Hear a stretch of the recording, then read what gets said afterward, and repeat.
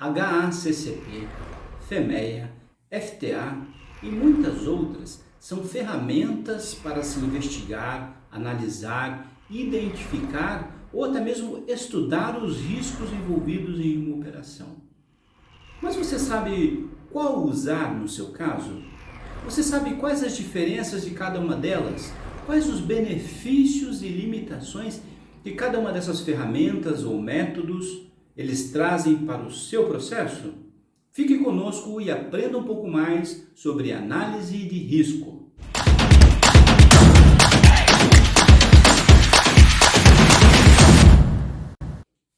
Segundo a ISO, na versão 2015, risco é o efeito da incerteza que pode ser tanto positivo como negativo. Ou seja, trocando isso tudo em miúdos, né? Você deve avaliar as suas ações para saber o quão seguro você está em relação a essas suas ações no seu processo. E se algo não estiver a contento, ou você descobrir que possa ter um risco aí, você tem que ter uma contenção ou um plano B. É isso que você deve, então, planejar para o seu processo. A saída da análise de risco deve ser para evitar, eliminar ou mesmo mitigar o risco. A ideia que essa versão nova trouxe para nós é que as companhias precisam sair de uma situação reativa para uma reação proativa com relação ao sistema de gestão. São muitas as ferramentas que nós utilizamos para fazer análise de risco.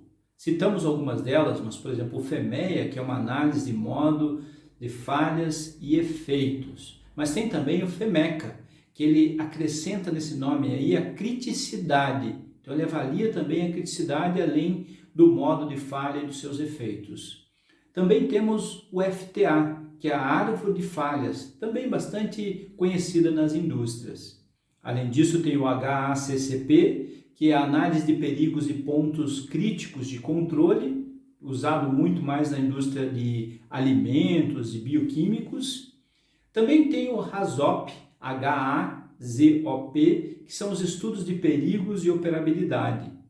O PHA, que é a análise de risco preliminar, normalmente utilizado na área de segurança e saúde ocupacional. E também tem o Risk Ranking and Filtering, que é uma avaliação do tamanho do risco, vamos dizer assim, né, para que você possa ranquear ele. Essas são apenas alguns dos métodos ou ferramentas para se analisar risco. Mas qual a mais utilizada? Vamos falar um pouco mais detalhadamente sobre algumas ferramentas. Vou falar sobre o FEMEA e depois o HACCP. O FEMEA pode ser dividido em pelo menos duas ferramentas, em PFEMEA e DFEMEA, que é a parte de FEMEA de produto ou processo e a fase de design desse FEMEA.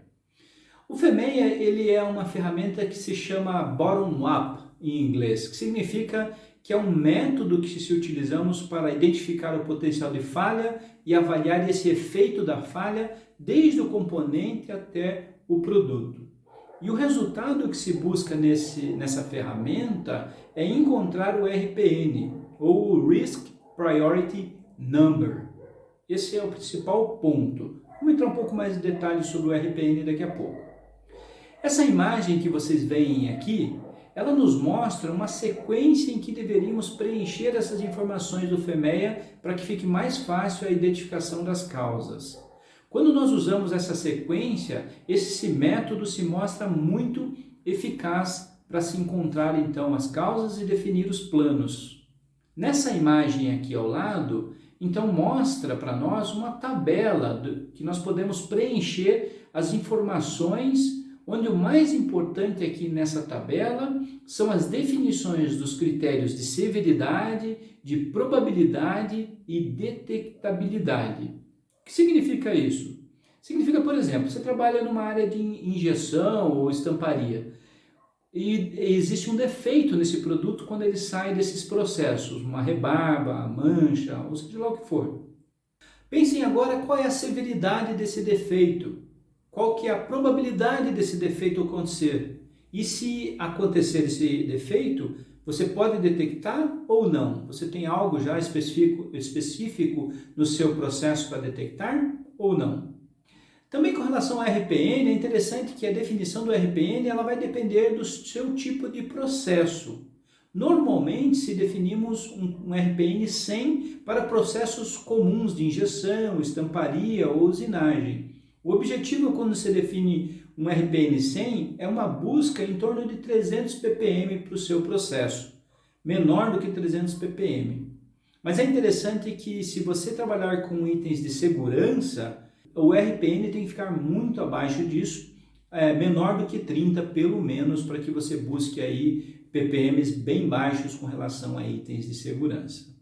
Mas quais os benefícios de se utilizar o FEMEA? Bem, ele deixa evidente e prioriza as falhas e também é o mais comum e usado nas indústrias. Então, isso é um bom benefício para encontrar pessoas que sabem utilizar bem essa ferramenta. Mas quais são suas limitações? Bem, o processo ele primeiro tem que estar definido para você poder utilizar ele.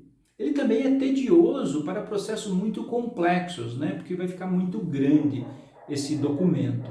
E ele também não captura diretamente as interações e falhas múltiplas. Então essas são algumas das limitações que nós temos com relação ao FEMEA. HACCP. Essa é outra ferramenta que eu gostaria de detalhar para vocês nesse vídeo. No HACCP, os pontos de controles críticos eles são identificados baseado numa análise detalhada dos riscos que são feitos então durante a utilização dessa ferramenta ou método. O que se busca com esse método é identificar os pontos críticos de controle, identificar os limites de controle e também quais os monitoramentos que nós vamos fazer nesses pontos que são críticos de controle. Nessa imagem que nós vemos aqui, existe uma sugestão de roteiro para que você possa aplicar o HACCP. São muitas as ferramentas que podem suportar esse método. Você pode usar, por exemplo, o 5W2H, o 5xQ, Ishikawa e entre outras ferramentas também que suportam esse método. O importante é que você defina um roteiro de aplicação para que o método seja mais eficaz e traga os resultados esperados por você.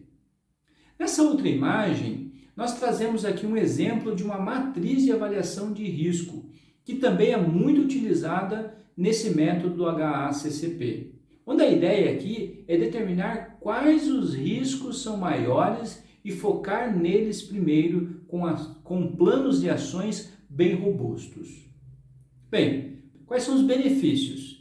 Bom, o HACCP, eles são tipicamente usados para gerenciar riscos associados com perigos físicos, químicos e biológicos. Mas não só isso, eles podem ser utilizados em outras indústrias também. Qual a limitação do HACCP? Bem, é preciso primeiramente estabelecer a análise do risco e isso tem que estar completamente feito primeiro. Também é preciso que se conheça bem o produto ou o processo envolvido para que ele seja eficaz. Legal? A análise de risco é um tema bem complexo e extenso. Caso queiram algo mais específico sobre esse assunto, por favor, não deixem de colocar aí nos comentários e os mais pedidos podem ganhar um vídeo exclusivo sobre o tema.